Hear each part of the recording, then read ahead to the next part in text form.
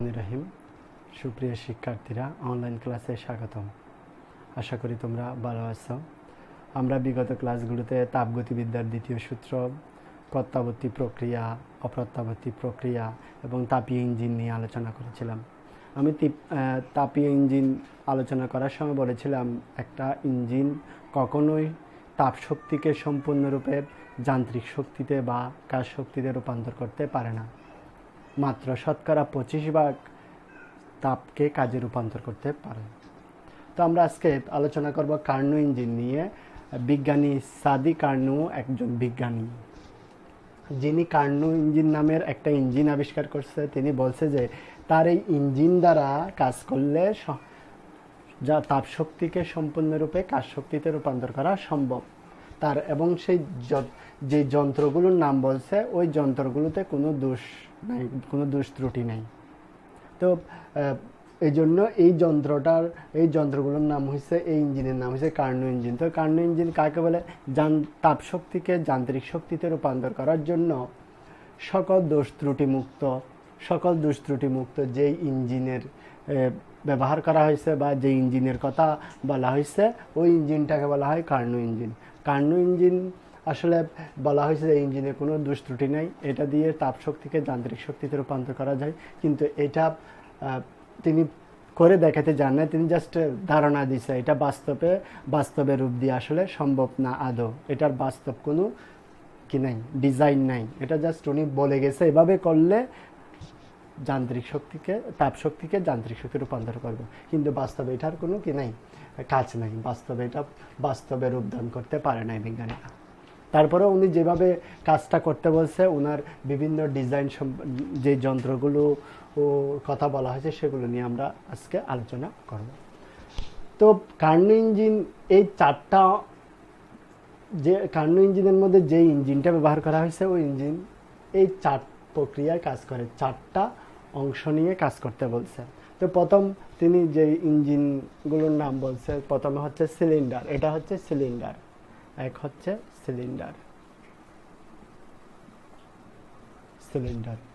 Cylinder.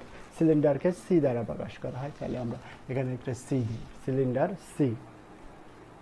এই সিলিন্ডারের দুই পাশে কিন্তু অন্তরক পদার্থ দ্বারা ডেকে দেওয়া হয়েছে। মানে এদিক দিয়ে তাপ আসতেও পারবে না, যেতেও পারবে না, আবার এদিক দিয়ে তাপ আসতেও পারবে না, যেতেও পারবে না। উপরে এটাকে বলা হয় পিস্টন। আর এই পিস্টনটা ঘর্ষণহীনভাবে ওঠানামা করতে পারে। তাপ শুধু আদান প্রদান করা যাবে নিচের এই সিঙ্গেল লাইন দেওয়া হয়েছে, এইটার ভিতর দিয়ে তাপ আদান প্রদান করতে পারবে। আর এখানের মধ্যে এই সিলিন্ডারের মধ্যে কার্যনির্বাহক বস্তু হিসেবে এখানে আদর্শ গ্যাস আছে। এই সিলিন্ডারের মধ্যে তাহলে কি আছে? আদর্শ গ্যাস আছে। সিলিন্ডারের মধ্যে আদর্শ গ্যাস, যেটাকে কার্যনির্বাহক বস্তু বলে, আদর্শ গ্যাস আছে। এটা শুধু একদিক দিয়ে কি হয়, এই তাপের আদান প্রদান হয়। আর এই পিস্টনটা অনায়াসে উপরে নিচে ওঠানামা করে। আমি চাইলে সংকুচিত করতে পারো, আমি চাইলে প্রসারিত করতে পারো। এই ইঞ্জিনটার কথা বলছে। এগুলোর কাজ আমরা আস্তে আস্তে দেখবো। আজকে প্রথমে আমরা পরিচয়গুলো দেখব। তারপর হচ্ছে 2 নম্বর হচ্ছে তাপ উৎস। তাপমাত্রাকে T1 দ্বারা প্রকাশ করা হয়। এই তাপ উৎসের মধ্যে এর 3 দিক দিয়ে অপরিবাহী পদার্থ দ্বারা অপলেপ দিয়ে আছে, শুধু উপরের দিকে তাপের আদান প্রদান করবে। মানে তাপ উৎস মানে একটা ইঞ্জিন তাপ উৎস থেকে সবসময় তাপমাত্রা গ্রহণ করবে। এই তাপ উৎস থেকে সবসময় তাপমাত্রা গ্রহণ করবে। এই তাপ উৎস থেকে তাপমাত্রা গ্রহণ করলেও এই তাপ উৎসের তাপমাত্রার কখনো কি হবে না, পরিবর্তন হবে না। মানে T1টা সবসময় কি থাকবে? T1 সর্বদা স্থির থাকবে, মানে অপরিবর্তন থাকবে। এই ইঞ্জিন, এটা আমরা যদি ইঞ্জিন ধরি, এই ইঞ্জিনটাকে যখন এটার উপর আমি বসাবো, তাহলে এই ইঞ্জিনটার যে গ্যাস আছে এই গ্যাসটা এখান থেকে তাপ গ্রহণ করবে। তাপ গ্রহণ করার ফলেও, তাপ গ্রহণ করলেও, এটা তাপ ছেড়ে দিলেও এই তাপমাত্রার কোনো কি হবে না, পরিবর্তন হবে না। তিনি এই ধরনের কথা বলছে, কিন্তু বাস্তবে কিন্তু এটা হয় না। আমরা জানি যে তাপ যখন ছেড়ে দেয় তখন আস্তে আস্তে তাপমাত্রা কমতে থাকে, কিন্তু বিজ্ঞানী সাদি কার্নো বলছে যে তাপ দিয়ে দিলেও তাপমাত্রার কোনো কি হবে না, পরিবর্তন হবে না। সেজন্য তার মত অনুসারে এই T1টা সর্বদা কি থাকবে, স্থির থাকবে। তাপমাত্রা কখনো কি হতে পারবে না, পরিবর্তন হতে পারবে না। এই যন্ত্রের ক্ষেত্রে এটা একটু মনে রাখতে হবে, এটাকে তাপ উৎস বলা হয়। আরেকটা হচ্ছে তাপ অন্তরক ধাতু। তো এটা হচ্ছে তাপ অন্তরক আসন। 3 নাম্বারটা হচ্ছে তাপ অন্তরক আসন। হচ্ছে যে এটা এই ইঞ্জিনটা বা এই সিলিন্ডারটা এটার উপর রাখলে তাপের আদান প্রদান হবে না। এই এখান থেকে তাপ এটাতে আসবে না, আবার এটা থেকে তাপ এটাতে আসবে না। এটার উপরে এটাকে রাখা হবে, কিন্তু এটা থেকে তাপ আদান প্রদান, এটা তাপ গ্রহণও করবে না, এটা তাপ বর্জনও করবে না। এটার কাজ হচ্ছে এটা তাপ অন্তরক আসন, মানে হচ্ছে যে এখান থেকে তাপ আদান প্রদান হবে না। এরপরে আমরা এই সিলিন্ডারটাকে এটার উপর রাখবো, তাপ গ্রাহক 4 নাম্বার। 4 নাম্বারের নাম হচ্ছে তাপ গ্রাহক। তাপ গ্রাহকের ক্ষেত্রে হবে কি, এখানে তাপমাত্রা হচ্ছে কি T2, এটা তাপ গ্রহণ করবে। এই ইঞ্জিনটা এটার উপর রাখলে এখান থেকে তাপ এটাতে ছেড়ে দিবে, যেটাকে আমরা গত ক্লাসে পরিবেশ বা তাপ গ্রাহক বা সিঙ্ক বলছিলাম। এখান থেকে তাপ এখানে বর্জন করবে, কিন্তু এই তাপ গ্রাহক তাপ গ্রহণ করার ফলেও এটা তাপমাত্রা কখনো কি হতে পারবে না, চেঞ্জ হতে পারবে না। তাপ গ্রহণ করলে তো স্বাভাবিকভাবে তাপমাত্রা বেড়ে যাওয়ার কথা, তাপ বেড়ে গেলে তাপমাত্রা বেড়ে যাওয়ার কথা, কিন্তু এই সাদি কার্নুর এই ইঞ্জিনের মধ্যে তাপ গ্রহণ করলেও এটার তাপমাত্রা কি হবে না, পরিবর্তন হবে না। মানে T2টা কি থাকবে, সর্বদা স্থির থাকবে। এই 4টা যন্ত্রাংশের কথা বলেছেন বিজ্ঞানী সাদি কার্নু। আমরা এগুলো নিয়ে এখন একটা গ্রাফ আঁকবো এবং এগুলো কিভাবে কাজ করে এটা নিয়ে একটু আলোচনা করব। তো আমরা এখন খুবই গুরুত্বপূর্ণ একটা টপিক, সেটা হচ্ছে কার্নু চক্র নিয়ে আলোচনা করব। তো কার্নু চক্র কাকে বলে? বিজ্ঞানী সাদি কার্নু এই যন্ত্রগুলো দ্বারা কাজ করে বা কাজ করার মাধ্যমে একটা গ্রাফ অঙ্কন করছে। এখানে এই গ্রাফটা কিন্তু প্রত্যাবর্তী প্রক্রিয়াতে সম্পন্ন হয়েছে এবং একটা চক্র আকারে কাজটা হয়েছে, সেজন্য এটার নাম হয়েছে কার্নু চক্র। তো কার্নু চক্র কাকে বলে?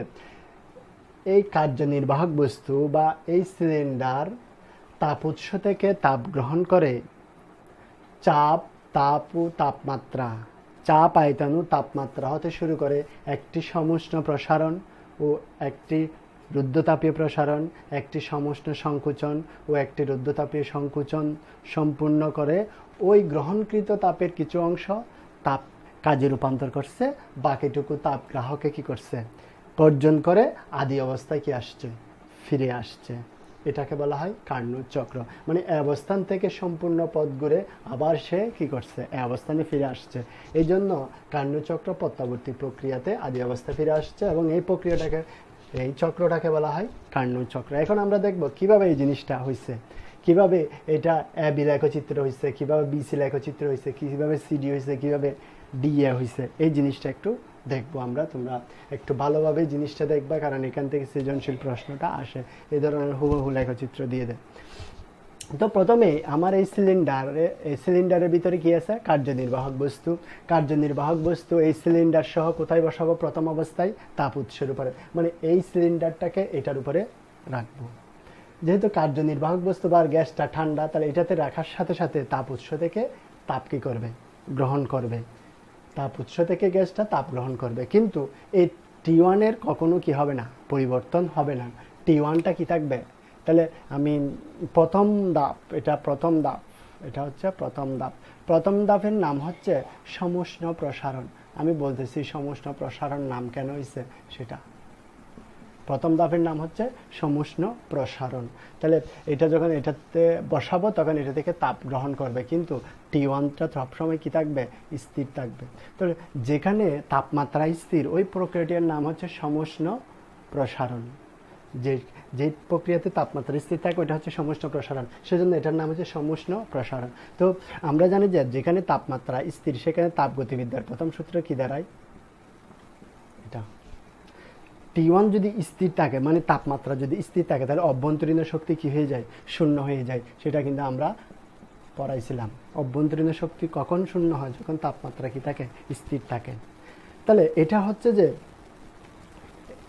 এটা ডিকিউ এখানে পজিটিভ। ডিকিউটা কেন পজিটিভ? কারণ হচ্ছে গ্যাস নিজে কাজ করছে, গ্যাস নিজে কাজ করছে। গ্যাস যদি নিজে কাজ করে এটা আর অন্যভাবে বোঝা যায়, এটা যদি পজিটিভ হয়, এটা পজিটিভ হওয়ার অর্থ হচ্ছে গ্যাস নিজে কাজ করছে। গ্যাস যদি নিজে কাজ করে তাহলে এটা পজিটিভ হবে, আর এটা পজিটিভ হলে এটাও পজিটিভ হবে। এটা পজিটিভ মানে আয়তনটা কি হয়েছে? বৃদ্ধি পাইছে। মানে এটা যদি পজিটিভ হয় এটাও কি হবে? পজিটিভ হবে। তার মানে কি আয়তনটা কি পাইছে? বৃদ্ধি পাইছে। আয়তন বৃদ্ধি পাওয়ার অর্থ হচ্ছে এখান থেকে তাপ এ গ্রহণ করে আদি আয়তন থেকে আয়তনটা বৃদ্ধি পেয়ে এই পিস্টনটা উপরের দিকে চলে গেছে। মানে আমি আগেই বলছিলাম এই পিস্টনটা কিন্তু অনায়াসে কি হয়? হ্রাস বৃদ্ধি ঘটায়। এখান থেকে তাপ যখন গ্রহণ করছে তখন এটা B1 থেকে আয়তনটা B2 তে হয়েছে। মানে আয়তনটা তাহলে ডিবি মানে কি লিখতে পারবো? B2 মাইনাস কি B1। তার মানে এখানে আয়তনটা বৃদ্ধি পাইছে। তো আমরা আরেকটা জিনিস জানি যে যেহেতু এটা সমষ্ণ প্রক্রিয়া, এখানে আরেকটা সূত্র হচ্ছে যে এটা কাটে সমষ্ণ প্রক্রিয়ায় এই সূত্রটা। এখানে আয়তনটা কি পাইছে? বৃদ্ধি পাইছে। আয়তন যদি বৃদ্ধি পায় তাহলে চাপ কি পাবে? হ্রাস পাবে। তার মানে কি এখানে প্রাথমিক অবস্থায় এটার আয়তন ছিল B1, এটার চাপ ছিল P1 এবং এটার তাপমাত্রা ছিল কত? T1। T1 কিন্তু পরিবর্তন হবে না। এ থেকে বি পর্যন্ত তাপমাত্রা কখনো কি হবে না? পরিবর্তন হবে না। বিতে তাপমাত্রাটা কি পাইছে? বৃদ্ধি পাইছে। B1 থেকে B2 তে বি হয়েছে। মানে এই সিলিন্ডারের আয়তনটা কি পাইছে? বৃদ্ধি পাইছে। তাহলে প্রাথমিক অবস্থায় যদি B1 হয়, এখন হবে কি? B2। এটা হবে B2। তাহলে চাপটা কিন্তু হ্রাস পাবে, আর তাপমাত্রার কখনো কি হবে না? পরিবর্তন হবে না। এবং এটা কেন সমষ্ণ প্রসারণ নাম হয়েছে? এটা এই কারণেই হয়েছে, কারণ হচ্ছে তোমার এটা হচ্ছে সমষ্ণ প্রসারণ কেন হয়েছে? তাপমাত্রাটা কি? স্থির। তাপমাত্রা যেটা স্থির সেখানে সমষ্ণ প্রসারণ হয়। তাপমাত্রার কোনো পরিবর্তন হবে না, কিন্তু আয়তন এবং চাপের কি হয়েছে? পরিবর্তন হয়েছে। আয়তনটা বৃদ্ধি পাইছে, চাপটা কি পাইছে? হ্রাস পাইছে। কারণ আমরা জানি যে পিবি সমান কে? পি ইজ প্রপোর্শনাল টু কি? 1/v। আয়তন যদি বৃদ্ধি পায় চাপ কি পাবে? হ্রাস পাবে। এবং এই ক্ষেত্রে B1 থেকে B2 তে আয়তন যেহেতু বৃদ্ধি পাইছে, এখানে কিন্তু কাজ হয়েছে। তাহলে কাজের রাশিমালাটা কি হবে? তাহলে এই প্রক্রিয়ার ক্ষেত্রে এই প্রক্রিয়ায় আয়তন B1 থেকে B2 তে কি হলো? পরিণত হলো। আমি সংক্ষেপে লিখতেছি, তোমরা বইয়ের হেল্প নেবে। পরিণত হওয়ায় কৃত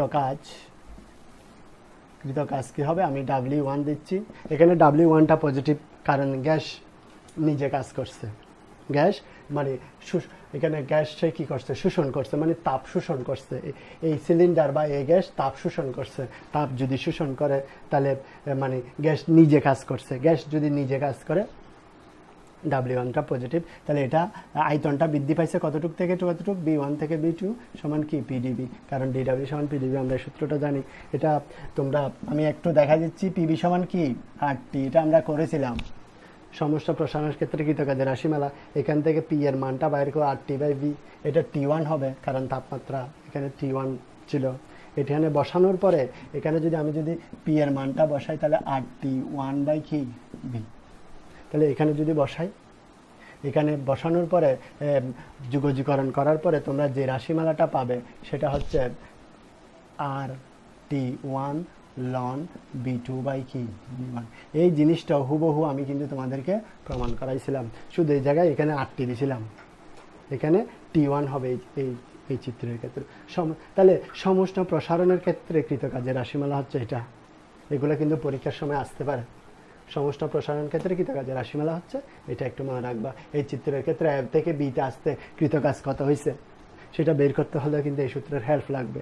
এখানে n থাকতে পারে, n হচ্ছে মূল সংখ্যা, যেটা হতে পারে। তাহলে আমরা এখন আরেকটা ধাপের মধ্যে যাচ্ছি, সেটা হচ্ছে B থেকে C তে। দ্বিতীয় ধাপ রুদ্ধতাপীয় প্রসারণ। তো আমরা প্রথম ধাপের মধ্যে এই সিলিন্ডারটাকে এটার উপর বসাইছি। এখন এটার উপর থেকে নিয়ে এই সিলিন্ডারটাকে কোথায় বসাবো? এই তাপ অন্তরক আসনের উপর বসাবো, মানে এটার উপরে বসাবো। এটার উপরে বসালে যেহেতু এটা তাপ অন্তরক, তাহলে এখান থেকে এখান থেকে তাপ এ রিসিভও করতে পারবে না, আবার এখান থেকে তাপ এটা গ্রহণও করতে পারবে না, মানে তাপের কি হবে না, আদান প্রদান হবে না। যেখানে তাপের আদান প্রদান না হয় সেটা হচ্ছে কোন প্রক্রিয়া, রুদ্ধতাপীয় প্রক্রিয়া। সেজন্য এটা রুদ্ধতাপীয় প্রক্রিয়া। তাহলে এ থেকে বি ছিল সমুষ্ণ প্রসারণ, আর বি থেকে সি এখন যেটা পড়বে সেটা হচ্ছে রুদ্ধতাপীয় প্রসারণ।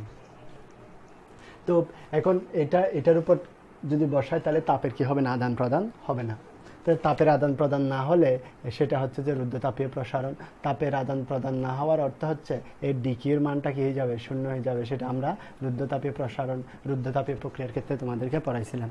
তো এক্ষেত্রে ডিকিউর মান শূন্য মানে কি মাইনাস ডিইউ সমান আমরা কি লিখতে পারবো, পিডিভি। তো আমরা এটা পড়ছিলাম। রুদ্ধতাপীয় প্রসারণের সিস্টেম কি হয়, শীতল হয়। যেমন এখান থেকে তাপ যদিও বা নিতে পারতেছে না এটার উপর বসানোর ফলে, তাহলে এটাতে কিন্তু আয়তন কি পাবে, বৃদ্ধি পাবে। মানে এদের মধ্যে যে শক্তিটা ছিল, গ্যাসের অণুগুলোর মধ্যে যে শক্তিটা ছিল, সেই শক্তি দিয়ে তারা কি করবে, বাহ্যিক কাজ সম্পাদন করবে। সে আয়তনটা আগে যা ছিল তার চেয়ে একটু কি হয়ে যাবে, বেড়ে যাবে। তার মানে কি এখানে ডিইউ নেগেটিভ কথাটার অর্থ হচ্ছে এটা অভ্যন্তরীণ শক্তি ব্যয় করে কি হচ্ছে, কাজ সম্পাদিত হচ্ছে। মানে আয়তনটা কি পাবে, বৃদ্ধি পাবে। আর আয়তন যদি বৃদ্ধি পায় তাহলে চাপটা কি হয়ে যাবে, কমে যাবে। তো আয়তনটা কত থেকে কতটুকু বাড়বে সেটা আমরা দেখি। আগে ছিল B2, এখন আয়তন হয়ে যাবে কি B3। এখানে চাপ হবে P3। এখানে আরেকটা জিনিস মনে রাখতে হবে, তাপমাত্রা কিন্তু হ্রাস পাইছে। অভ্যন্তরীণ শক্তি হ্রাস পাওয়ার অর্থ হচ্ছে তাপমাত্রা কি পাওয়া, হ্রাস পাওয়া। আর সেজন্যই তো রুদ্ধতাপীয় প্রসারণের সিস্টেম কি হয়, শীতল হয়। শীতল কেন হচ্ছে, তাপমাত্রাটা কমে গেছে। আগে এখানে কি ছিল, T1 ছিল, এখন T1 থেকে কমে কি হয়ে যাবে, T2 হয়ে যাবে। এই অবস্থায় এখান থেকে এ থেকে বি পর্যন্ত তাপমাত্রার কোনো কি হয় নাই, পরিবর্তন হয় নাই। কিন্তু আবার T1 থেকে তাপমাত্রাটা কমে কোথায় চলে আসছে, T2-তে চলে আসছে। তাহলে এই ক্ষেত্রে কৃত কাজ হয়েছে, যেহেতু আয়তনের পরিবর্তন হয়েছে, এই ক্ষেত্রে কৃত কাজ হয়েছে। তাহলে রুদ্ধতাপীয় প্রসারণের ক্ষেত্রে কৃত কাজ W2। এই ক্ষেত্রেও গ্যাস নিজে কাজ করছে, গ্যাস কর্তৃক কৃত কাজ। প্রথম ধাপের ক্ষেত্রেও সমুষ্ণ প্রসারণের ক্ষেত্রেও গ্যাস নিজে কাজ করছে, রুদ্ধতাপীয় প্রসারণের ক্ষেত্রেও গ্যাস নিজে কাজ করছে। সেজন্য গ্যাস নিজে কাজ করলে কি হয়, ডাব্লিউ কাজের পরিমাণটা কি হয়, ধনাত্মক হয়। সেজন্য পজিটিভ। কত থেকে কতটুকু আসছে, আয়তনটা B2 থেকে কোথায় আসছে, B3-তে পরিণত হয়েছে, B3-তে পরিণত হয়েছে, PdB। যেহেতু এটা রুদ্ধতাপীয় প্রসারণ, তাহলে PB সমান কি, এই প্রমাণটাও তোমাদেরকে আমি দেখাইছিলাম। এই ক্ষেত্রে এখান থেকে P এর মানটা এখানে নিয়ে ক্যালকুলেশন করলে যে জিনিসটা পাবে সেটা হচ্ছে R/1 minus gamma bracket T2 minus T1 সমান। এখন রুদ্ধতাপীয় প্রসারণের ক্ষেত্রে তোমাদেরকে রাশিমালা কিন্তু আমি দেখাইছিলাম R/1 minus gamma T2 minus কি T1।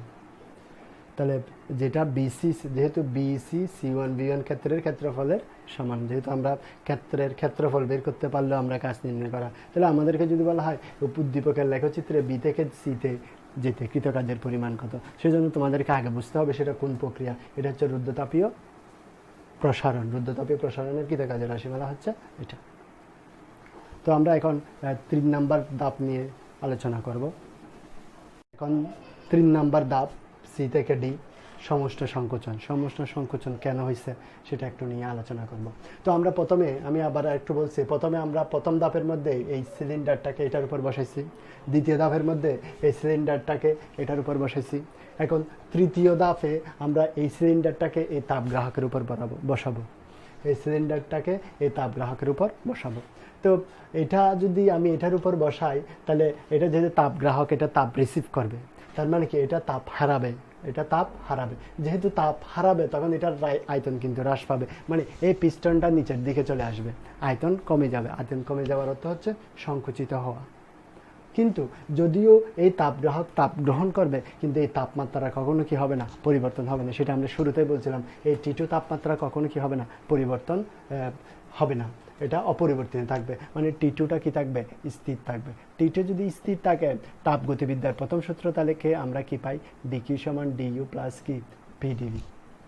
তাহলে এখানে আমরা বলছিলাম এখানে অভ্যন্তরীণ শক্তি কি হবে, শূন্য হবে, কারণ তাপমাত্রা স্থির, pdv। এখানে ডিকিউ আয়তনটা কি পাইছে, হ্রাস পাইছে, আয়তনটা কিভাবে হ্রাস পাবে। আর এখানে ডিকিউটা মাইনাস কেন হবে, কারণ এখানে তাপ কি করতেছে, বর্জন করতেছে। তাপ গ্রহণ করলে পজিটিভ, তাপ বর্জন করলে নেগেটিভ। এই সিস্টেম তাপ কি করতেছে, বর্জন করতেছে। সেজন্য এটা এখানে আয়তনটা কি হবে, সংকুচিত হবে। আয়তনটা আগে যা ছিল এখন তার চেয়ে কি হয়ে যাবে, কমে যাবে। সেজন্য এখানের আয়তন যদি এখন B3 হয়, কমে কি হয়ে যাবে, B4 হয়ে যাবে, B4 হয়ে যাবে। আয়তন যদি কমে যায়, চাপ কিন্তু কি হয়ে যাবে, বেড়ে যাবে। কারণ আমরা জানি পিভি সমান কি, কে। আয়তন কমে গেলে চাপ কি হয়ে যাবে, বেড়ে যাবে। তাহলে এখানে চাপটা কি হয়ে যাবে, P4 হয়ে যাবে। কিন্তু তাপমাত্রা কখনো কি হবে না, পরিবর্তন হবে না। এই T2 থেকে T2 C থেকে D পর্যন্ত তাপমাত্রা কোনো কি হবে না, পরিবর্তন হবে না, T2।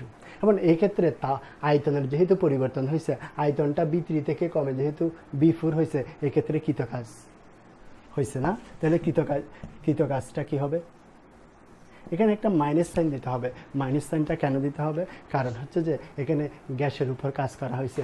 এই পিস্টনটা কমে গেছে, এই পিস্টনটা আগে যা ছিল আয়তনটা কমে আরও নিচের দিকে চলে আসছে। তার মানে পিস্টনটা গ্যাসের উপর কাজ করছে, পরিবেশ সিস্টেমের উপর কাজ করছে, সেজন্য একটা মাইনাস সাইন দিতে হবে। তাহলে √, থেকে কোথায় আসছে আয়তনটা, B3 থেকে কোথায় আসছে, B4 আসছে, এখানে দিতে হবে PdV।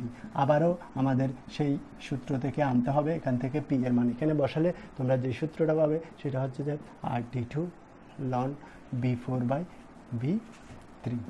তাহলে এই রাশিমালা কার জন্য, এই রাশিমালা হচ্ছে সমষ্ণ সংকোচনের জন্য। এগুলো কিন্তু মনে রাখতে হবে, সমষ্ণ সংকোচনের জন্য এটা। এবং এক্ষেত্রে ক্ষেত্রফলটা কত, CD C1 D1 ক্ষেত্রের ক্ষেত্রফল। তোমরা এই সূত্রটা একটু মনে রাখবে। এটা হচ্ছে যে সমষ্ণ সংকোচনের ক্ষেত্রে কৃতকাজের রাশিমালা। আমরা এখন চতুর্থ ধাপ নিয়ে আলোচনা করব। এটা ডি থেকে এতে কি হচ্ছে, কেন সমষ্ণ রুদ্ধতাপীয় সংকোচন, সেটা ব্যাখ্যা করব। আমরা এখন এই সিলিন্ডারটিকে এই অন্তরকের উপর আবার রাখবো। তো এই সিলিন্ডারটিকে যদি আমি অন্তরকের উপর রাখি, তাহলে তাপের কি হবে না, আদান প্রদান হবে না। তাপের আদান প্রদান না হওয়ার অর্থ হচ্ছে এটা এই পিস্টনটা গ্যাসের উপর আরও বেশি সংকুচিত হবে, মানে এই পিস্টনটা আরও বেশি নিচের দিকে চলে আসবে। তাপমাত্রা আয়তনটা আরও বেশি কমে যাবে। আয়তনটা কমে গেলে এই গ্যাসের অভ্যন্তরীণ গতিশক্তি বেড়ে যাবে, মানে তাপমাত্রা বেড়ে যাবে। মানে তাপমাত্রা আগে যদি T2-তে থাকে, এই T2-র তাপমাত্রাটা বেড়ে কোথায় চলে যাবে, T1-এ চলে যাবে, মানে আদি তাপমাত্রাতে চলে যাবে। তাপমাত্রা তো আর T1-এর চেয়ে বেশি হইতে পারবে না, কারণ T1টা হচ্ছে সর্বোচ্চ তাপমাত্রা। T2টা কিন্তু এখানে একটা জিনিস মনে রাখতে হবে, T1টা বড় কাজ চেয়ে T2-র চেয়ে, কারণ তাপমাত্রা সবসময় বেশি হয়, তাপগ্রাহকের তাপমাত্রা সবসময় কম হয়। তাহলে এই T2টা তাপমাত্রাটা বেড়ে কি হয়ে যাবে, T1 হয়ে যাবে। কেন তাপমাত্রা বাড়বে, কারণ হচ্ছে যে এটার উপর বসালে তাহলে তাপ কি হবে না, গ্রহণ করতে পারবে না। এই পিস্টনটা আরও নিচের দিকে চলে যাবে, মানে পিস্টন গ্যাসের উপর কাজ করতেছে, মানে পরিবেশ সিস্টেমের উপর কি করতেছে, কাজ করতেছে। যার কারণে এটার আয়তনটা কমে যাবে। আয়তন কমে গেলে এখানে গ্যাসের অণুগুলোর অভ্যন্তরীণ শক্তি বেড়ে যাবে। অভ্যন্তরীণ শক্তি বেড়ে যাওয়ার অর্থ হচ্ছে তাপমাত্রা কি বেড়ে যাওয়া। তাহলে এই ক্ষেত্রে আমাদের ডিকিউর মানটা কি হবে, 0 হবে, কারণ এটার উপর বসালে তাপ আদান প্রদান হলে। তাহলে তাপ গতিবিদ্যার দ্বিতীয় সূত্র কি দাঁড়ায়, প্রথম সূত্র, তাহলে এটা 0 ডিইউ পিডিভি, তাহলে মাইনাস ডিইউ সমান কি প্লাস পিডিভি। তো এটার ক্ষেত্রে আমাকে যে জিনিসটা করতে হবে, আয়তনটা হ্রাস পাবে, তাপমাত্রাটা কীভাবে বৃদ্ধি পাবে। তাহলে আমাদের এক্ষেত্রে আমাদের যে কাজটা করতে হয়েছে সেটা হচ্ছে যে কৃতকাজ রাশিমালা, সেটা হচ্ছে W4। তাহলে এটা একটু মাইনাস সাইন হবে। মাইনাস সাইন কেন হবে, পিস্টন গ্যাসের উপর কাজ করছে, মানে পরিবেশ গ্যাসের উপর কি করছে, কাজ করছে। তাহলে আয়তনটা কতটুকু কমছে, B4 থেকে কোথায় চলে গেছে, B1-এ চলে গেছে। তাহলে B1-এ যদি চলে যায় পিডিভি, তাহলে আবারও আমাদের সেই রাশিমালার পিভি গামা সমানকে এখান থেকে আমাদের পি এর মানটা এখানে বসাইতে হবে।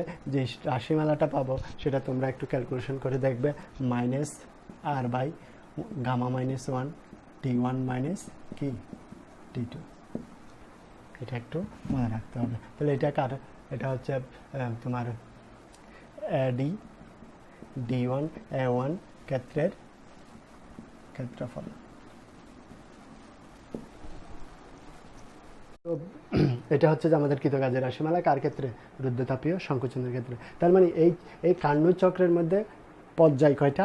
4টা পর্যায়। প্রথমটা হচ্ছে সমুষ্ণ প্রসারণ, রুদ্রতাপীয় প্রসারণ, সমুষ্ণ সংকোচন, রুদ্রতাপীয় সংকোচন। মানে দুইটা সমুষ্ণ প্রক্রিয়া, দুইটা রুদ্রতাপীয় প্রক্রিয়া। তবে এখানের মধ্যে T1 তাপমাত্রা কতটুকু থাকবে? এ থেকে বি পর্যন্ত কি T1 তাপমাত্রা কি হবে না? পরিবর্তন হবে না। আর সি থেকে ডি পর্যন্ত তাপমাত্রা কি হবে না? পরিবর্তন হবে না। কিন্তু বি থেকে সি কি তাপমাত্রা পরিবর্তন হবে, আর ডি থেকে এ পর্যন্ত তাপমাত্রার কি হবে? পরিবর্তন হবে। এখানে আরেকটা জিনিস আমাদেরকে হতে হবে, সেটা হচ্ছে তাহলে পূর্ণ চক্রে কৃতকাজ কি হবে? পূর্ণ চক্রে কৃতকাজ, পূর্ণ চক্রে কৃতকাজ, মোট কৃতকাজ। এখানে একটা মোট দিলে আরো ভালো হয়, মোট কৃতকাজ। তবে এখানে হচ্ছে 4টা আমরা কাজের রাশিমালা বাইর করছিলাম। একটা হচ্ছে প্রথমটার জন্য W1, দ্বিতীয় পর্যায়ের জন্য W2, W3, আর হচ্ছে কি W4। এখানের মধ্যে একটা জিনিস মনে রাখতে হবে, এই W3 আর W4 কি ছিল? ঋণাত্মক ছিল। কেন ঋণাত্মক ছিল? W1 আর W2 কি ছিল? ধনাত্মক ছিল। কেন? এখানে W1 আর W2 এর ক্ষেত্রে গ্যাস নিজে কাজ করছে, গ্যাস কর্তৃক কৃতকাজ, গ্যাস নিজে কাজ করছে। সেজন্য W1 আর W2 কি পজিটিভ, W3 আর W4 কিন্তু নেগেটিভ। কারণ এই তখন গ্যাসের উপর কাজ করা হয়েছে, পরিবেশ বা পিস্টন গ্যাসের উপর কি করছে? কাজ করছে। এই যে সংকোচন হয়েছে, পিস্টন নিচের দিকে নেমে গেছে, সেজন্য আমরা এটা মাইনাস, এগুলো একটু সাইড নোট হিসাবে লিখে দিতে পারো। তাহলে এটা হচ্ছে আমাদের কাজের রাশিমালা। তোমাদেরকে যদি বলা হয় প্রথম পর্যায়ের জন্য এত জুল কাজ 100 জুল, আর দ্বিতীয় 200 জুল, 300 জুল বা 50 জুল, তাহলে মোট কৃতকাজ কত? এটা। আবার তোমাদেরকে ওইটা হতে পারে W1 এর জন্য আমরা মোট nRT1 লন B2 বা B1, এগুলো কিন্তু 4টা একসাথে বের করতে বলবে না।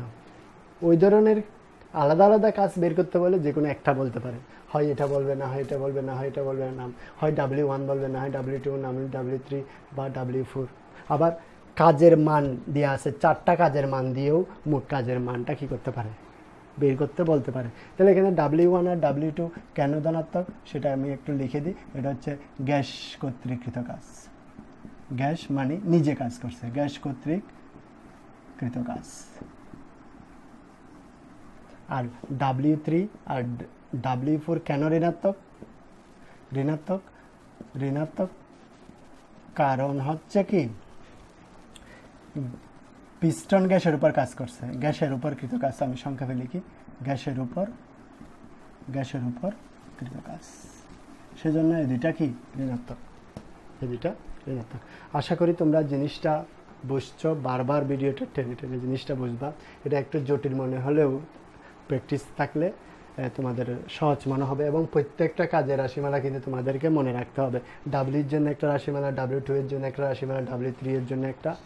কিন্তু 4টা একসাথে কাজের রাশিমালা বের করতে বলে না, হয় যে কোনো একটা জন্য কাজ বের করতে বলতে পারে। আর এই সূত্রটা তো মনেই রাখবা। আমরা নেক্সট ক্লাসে এগুলো নিয়ে প্রবলেম সলভ করব। তোমরা সকলে ভালো থাকবে, সুস্থ থাকবে। আল্লাহ হাফেজ।